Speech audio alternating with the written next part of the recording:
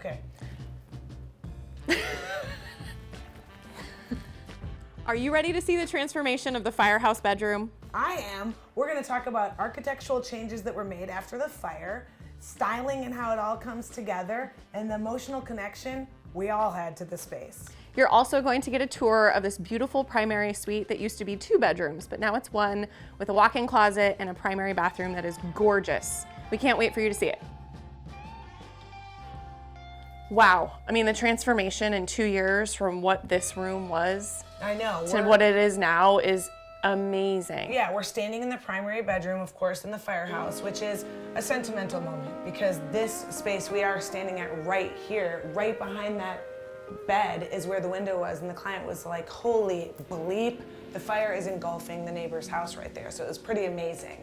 And it's one of the reasons during construction that we honestly couldn't get rid of the window that exists behind that headboard right now, because it saved their life, to be dramatic and truthful.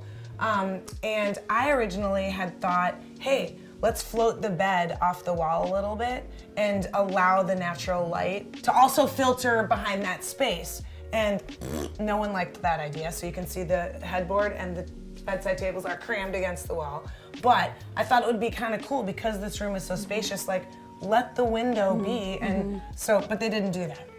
But you took advantage of, okay, the house we have to gut, so we might as well reimagine what this room could be. Yes. And weren't there 2 bedrooms in this space? Well, and now there's just 1 primary suite? Yes, but before we get to that, the thing that basically dictated and affected all of our decisions is this slanted roof, the vaulted ceiling. Because the old bed being here, this person always got the short end of the stick. Because this client got out and felt like they were getting into a short spot and walking to the potty. Whereas now, positioning the headboard, the least used space of the bed, under the lowest part of the ceiling, now we maximize our usable space. So in every space that we touched up here architecturally, to try and think about like, hey, now we have this rectangle. We never changed any square footage of the space. We have this rectangle. How are we gonna work with the ceiling lines? And what is gonna maximize the aesthetic, natural light, and usability and practical use of the spaces? So with a blank slate, how do you visualize what this space will be? It's scary. It's like, what do you wear? You have so how do many you do that? choices. Yeah, it's hard. First, think about the space you're using and like what can fit. You know, we were not adding any square footage. So that was kind of helpful because if we're adding square footage, then the sky's the limit. In this case, like, okay, we have to work with what we have. The number one thing that's catering how we use the space is what? The ceiling. And what do we want to achieve upstairs? How many bathrooms, how many bedrooms?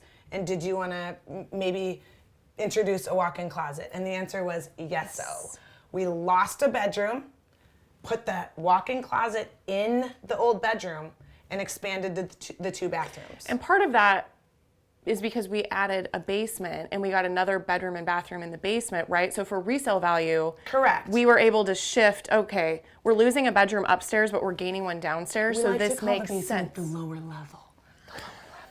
Obviously in this case, there was a fire, and so insurance was involved. But let's just say, you know, you out there, you want to remodel your primary bedroom, make it a suite.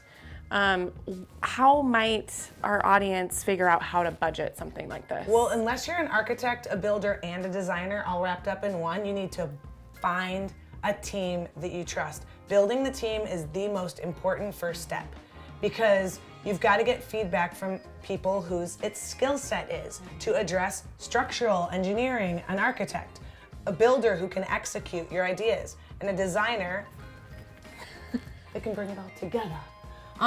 But you gotta build your team. You know, that's the most important. And even if insurance is involved, or even if you do have money that you are using that you've set aside, it doesn't matter because everyone's conscientious about budget. And it's so important to not overspend and identify and forecast all those big ticket items really early on so you know if you have budget for the fancier faucet or the cuter bed. It's a massive process and you just need to make sure to take your time to build it out. it's really difficult to stay on budget. Yes, of course we chose things and had to go through the motions of what would work and what wouldn't.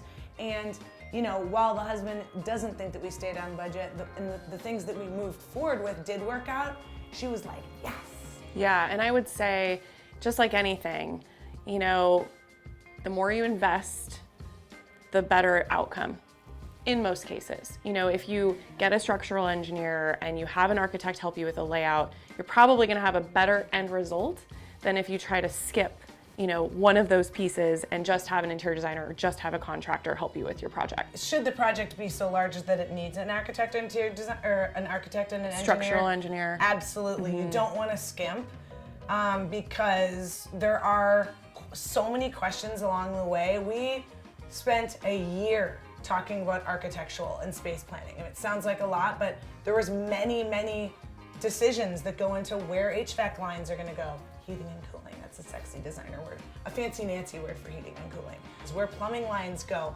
For example, on the primary wall, we even chose to shrink the depth of the primary wall and create a larger cavity in the bathroom wall that separates the primary and the bathroom to allow space for plumbing, to then allow, backing out of that, the proper and more standard size vanity. So again, there's so many things that you have to consider before you start picking cute rugs and lights. Yeah. Like, you gotta slow it way down, build your team, and get their feedback. So before, this room, was it dark? Because you didn't have skylights, No, right? we did have skylights. We increased the size of skylights. We changed the locations of skylights in some cases to be centered over spaces, and especially the stairwell, it was like a 2x2, and now it's a 4x4, which adds a massive amount of daylight, and it's centered over the new stairwell. We added skylights in each of the bathrooms to create light for, during the day. We don't even need to turn on the lights. I mean, you can walk in. So we added some, and skylights was kind of our theme because we had the luxury of adding them at a time where the roof was off, we were down to the studettos, and it was super easy and cheap to add a skylight at that time. It's a lot more expensive when you're when you're doing it later in a project that's finished. So in the bedroom, we really wanted to create a calming and relaxing vibe for the clients. So when they come into bed, they can just wind down and go to sleep. And I think you did an excellent job in pulling neutral colors together, but also having pattern and bringing in blues, bringing in browns, still has that soothing effect, and then pulling in these bright colors from the art too. It's so calming, but it's not boring. Right. I think that you want your space to feel soothing, and you do that less with bright colors and more with colors that could be soothing and stand the test of time rather than something that's trendy, right? And so we always talk about having the room have different textures. And one of those textures is the rug, the other texture is the bed, and the other texture could be the linens. And another really fun thing that you pointed out is the lamps. Yeah, I mean, even the lampshade, just having this texture, it really adds to the overall vibe of the room. These lights actually have dimmer articulators on the lamp itself, which is really a nice feature on a lamp. Now, you're not gonna get most lamps like that, and you can create dimmers either on something you plug in, or my new favorite, the bulbs that you can control on your phone and dim, whatever. That's a separate segment. But these lampshades do cast a really beautiful light, and they have some texture in them as well, which also adds to the whole space. Another tip at home we always talk about is the scale of your furniture. So the bed height, the bottom of the rail to the top of the mattress, how high that sits, and make sure you select a bedside table that, in relationship to the height of your mattress, doesn't go too high or too low. Beds today are made lower typically than they were in the olden days. The retail beds, like CB2, tend to be a little bit lower because they were originated for apartments.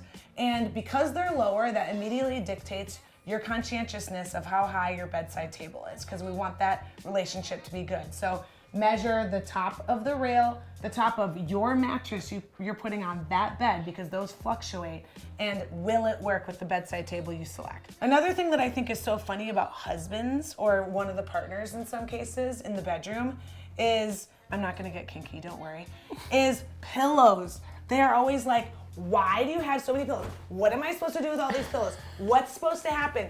And then, hello, look how gorgeous it looks after we make the bed or when we come home from work and see this gorgeous bed. Pillows make everything. Invest in their size. They can be big, and make sure to have the colors be soft because we want our bedrooms to be soothing.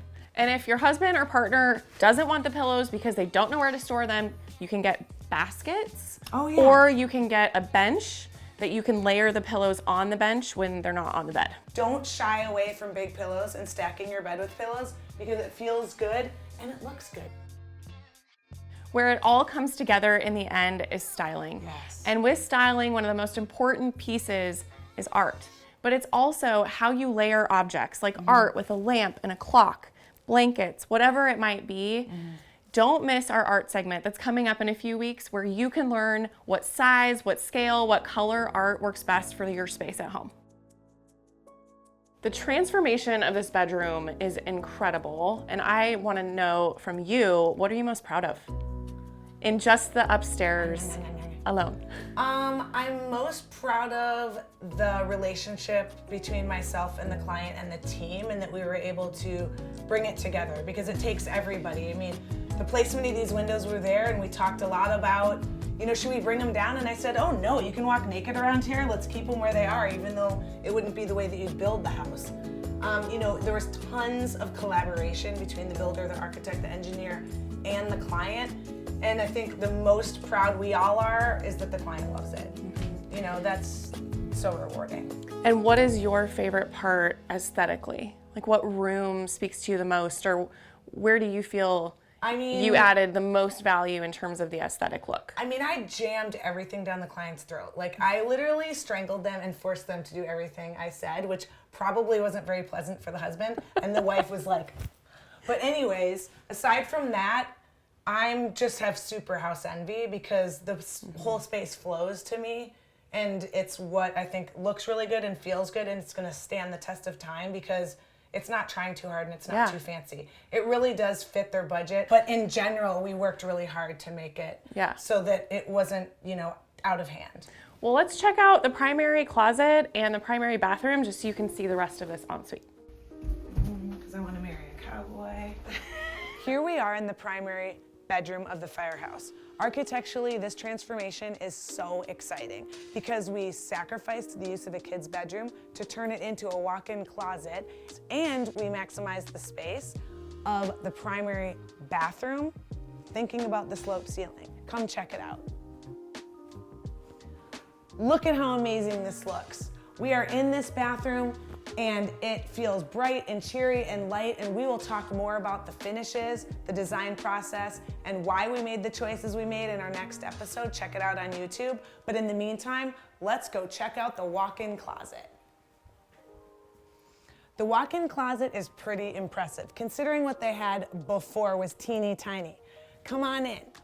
We were able to achieve yet again another skylight. We maximized the sharing of the spaces by making sure that anything high was away from the slope ceiling. And what did I do with lighting? Again, is put cans in and gimbals that light the areas that we're talking about, utilizing the slope ceiling instead of being hindered by it.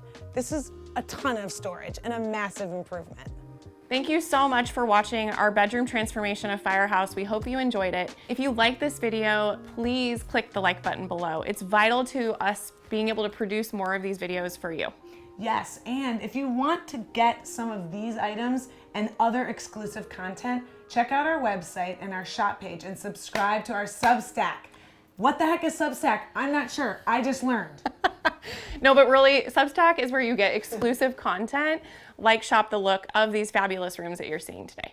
Did you just rip ass? Are you ready? Oh my God. It doesn't smell. It's just. No, it's like the biggest fart I've ever heard. It was so. That's nothing. Literally, you picked like the smallest space we could be in together. All day.